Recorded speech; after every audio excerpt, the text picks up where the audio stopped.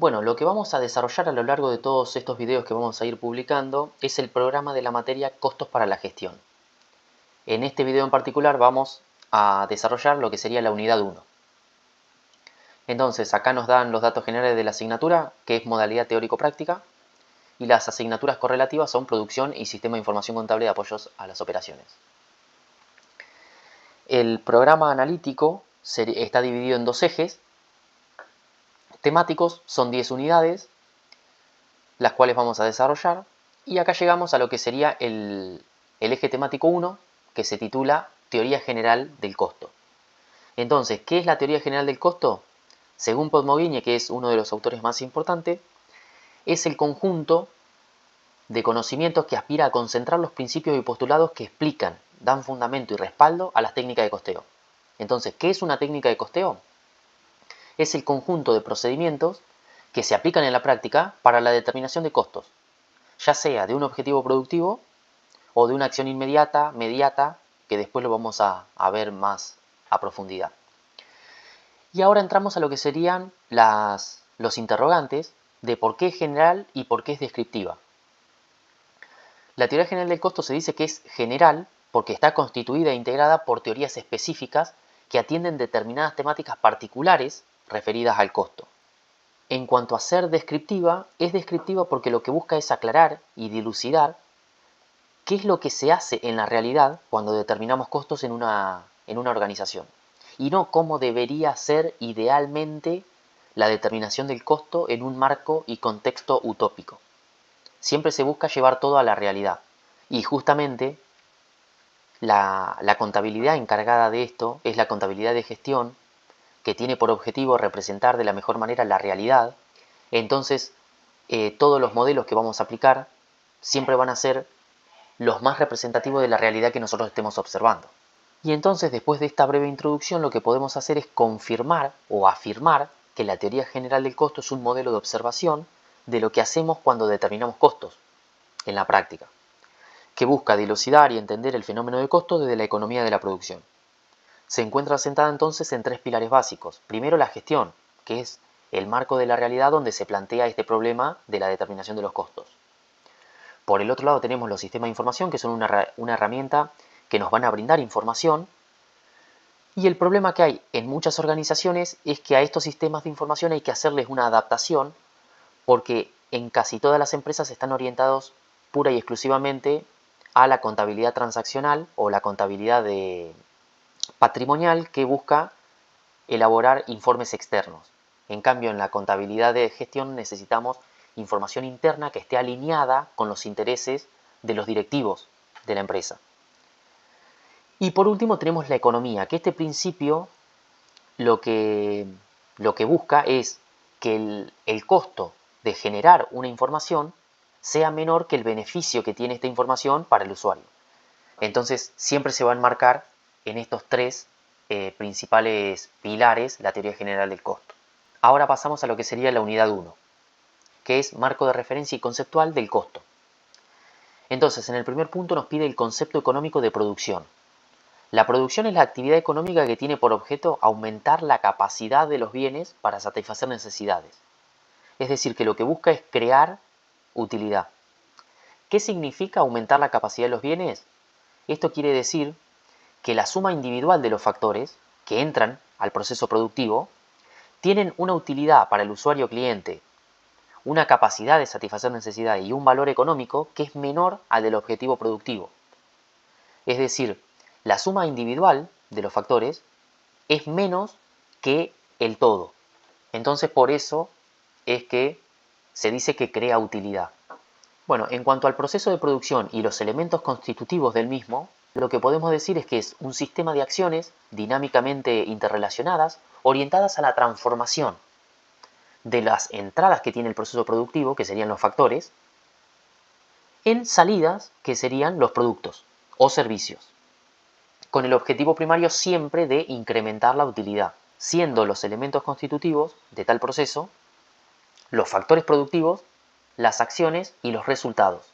¿Y acá qué relación existe? Bueno, los factores ingresan siempre a una acción.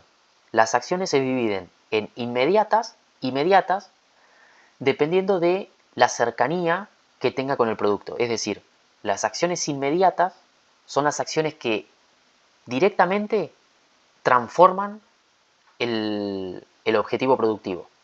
En cambio, las acciones mediatas prestan servicios, pero siempre toda acción consume factores.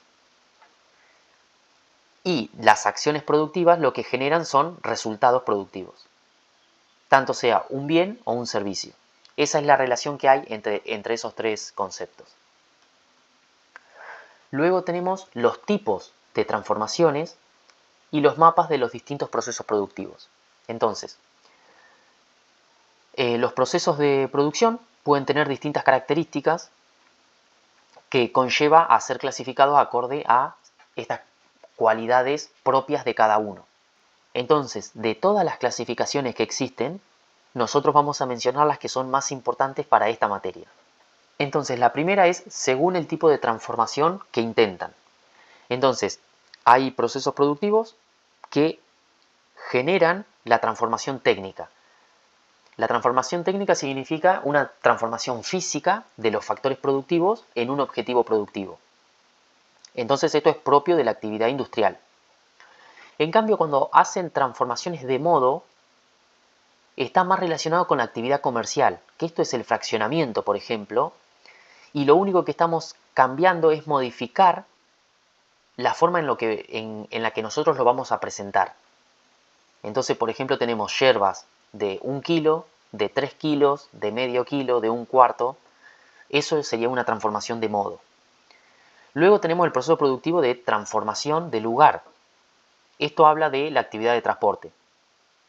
Entonces, un producto que esté, por ejemplo, la soja cuando está en un silo bolsa en el medio del campo no tiene la misma utilidad y no es la misma soja que la que ya está empaquetada en un supermercado.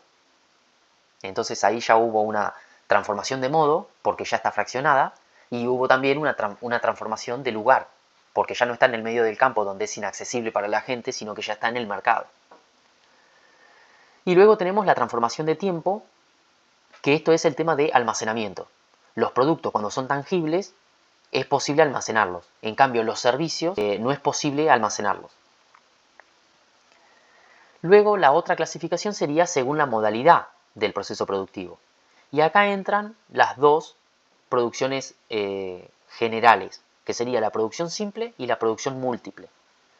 La producción simple es cuando la producción tiene por resultado un único bien o un único servicio y entonces los factores que ingresen a ese proceso productivo ya sabemos que forman parte del costo de ese producto final, que sería el objetivo productivo. El ejemplo de esto, que es difícil de ver en la práctica, una empresa que se dedique a hacer solamente un producto, pero por ejemplo sería el establecimiento avícola que se dedica a la producción de huevo. Entonces, todos los factores que ingresan y hay un único bien generado que son los huevos de la gallina. La producción múltiple es cuando existe un vínculo definido en términos técnicos entre varios productos.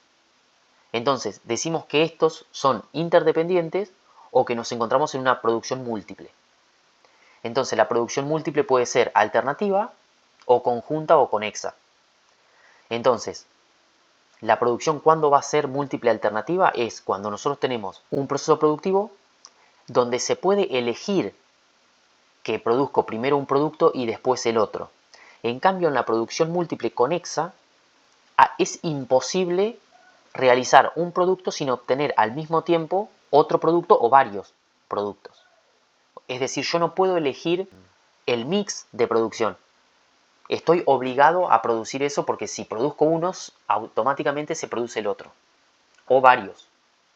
Entonces acá tenemos los mapas de cada proceso productivo.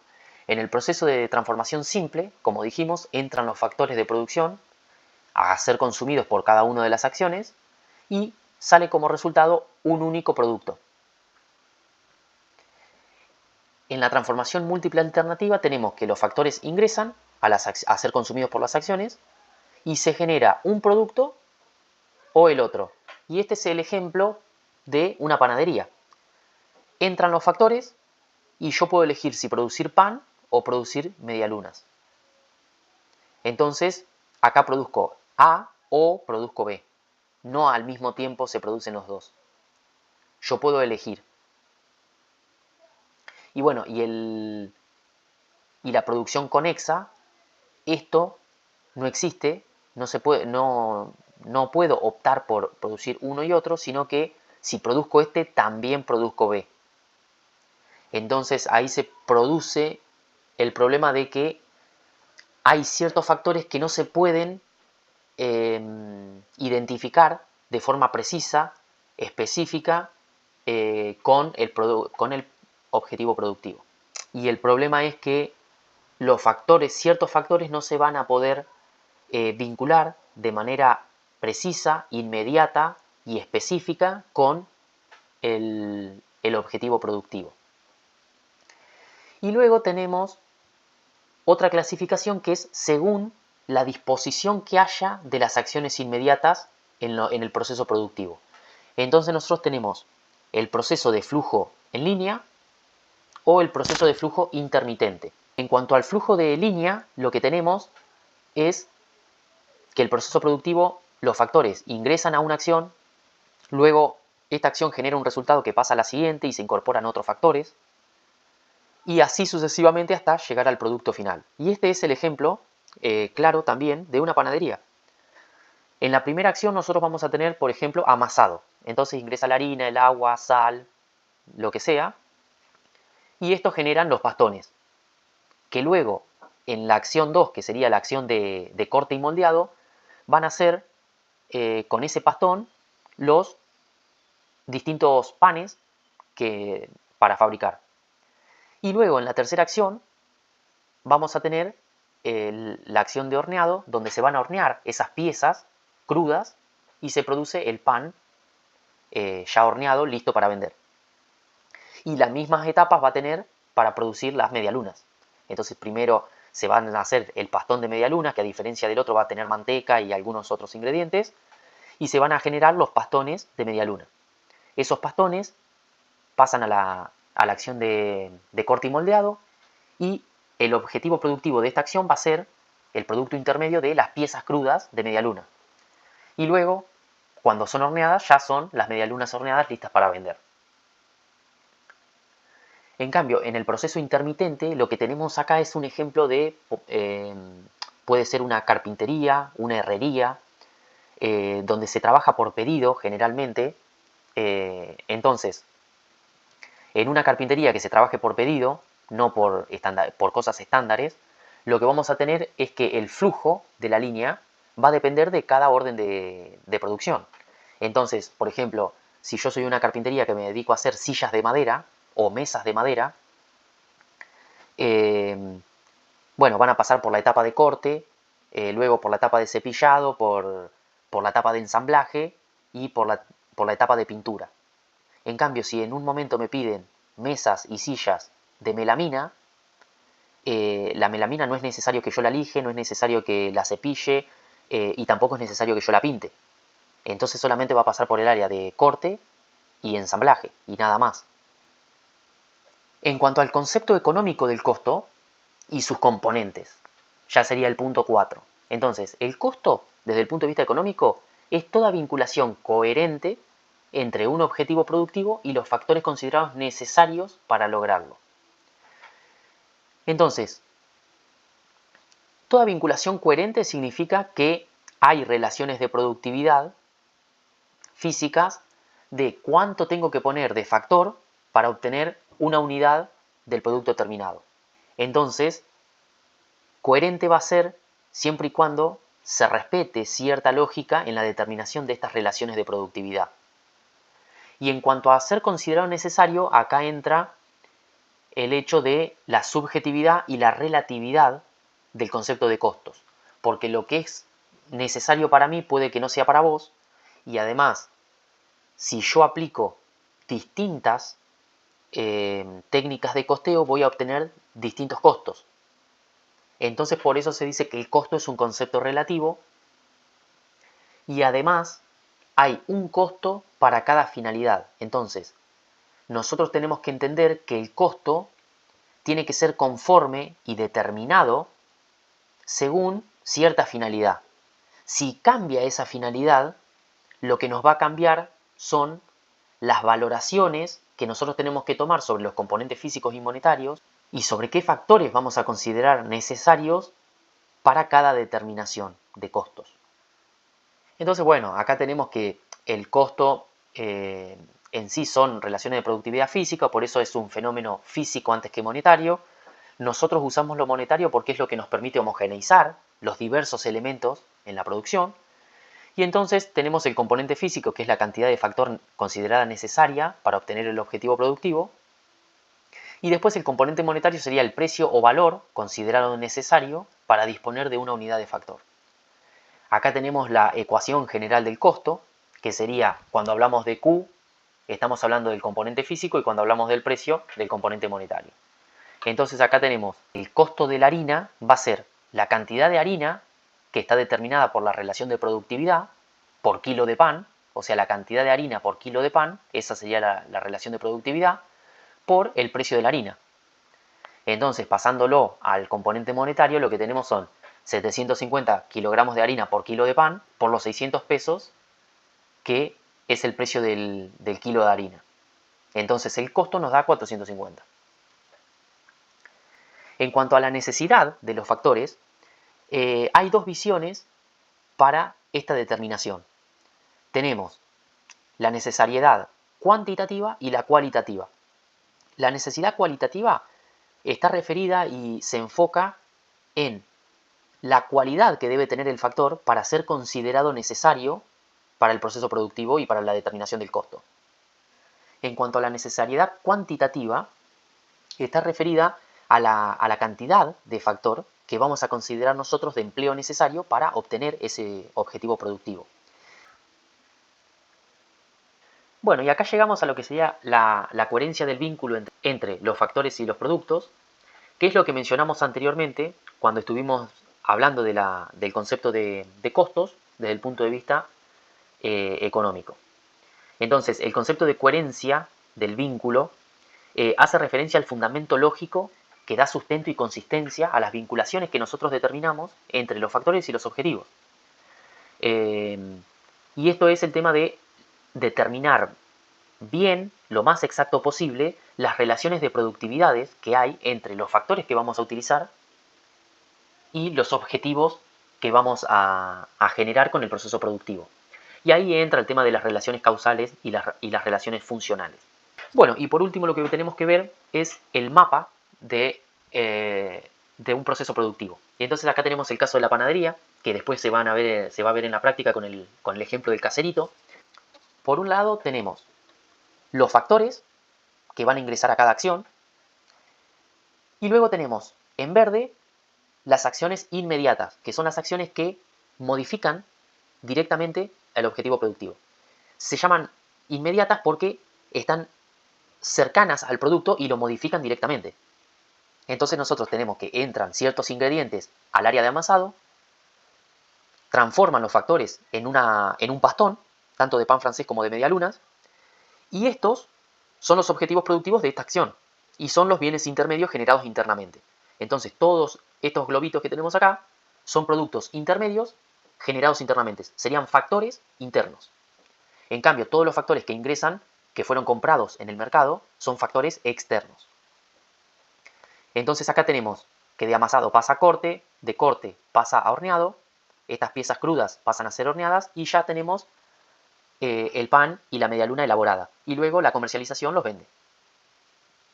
Y tenemos el producto final, que serían el pan francés y las medialunas vendidas. Y luego acá abajo tenemos los factores que ingresan a estas que están en rosa, son las acciones mediatas. Las acciones mediatas, por definición, son acciones que prestan servicios. Entonces, por eso es que se dice que las acciones productivas generan tanto productos como servicios. Y entonces, en este caso, tenemos que las acciones mediatas generan servicios que son consumidos por las otras acciones. En cambio, las acciones inmediatas prestan servicios o productos, o generan productos para que van a ser consumidas por el producto final o por otra acción inmediata. Y bueno, y estos también van a ser servicios intermedios. Estos servicios generados por las acciones inmediatas van a ser servicios intermedios y son generados internamente. Y acá terminaríamos con la unidad 1.